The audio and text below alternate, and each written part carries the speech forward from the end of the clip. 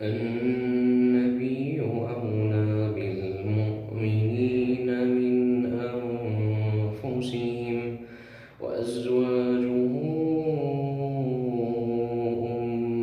أمهاتهم وأولو الأرحام بعضهم أولى ببعض في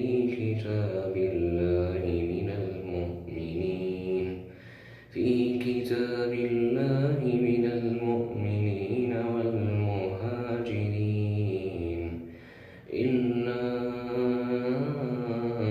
أن تفعلوا إلى أوليائكم معروفا كان ذلك في الكتاب مسطورا.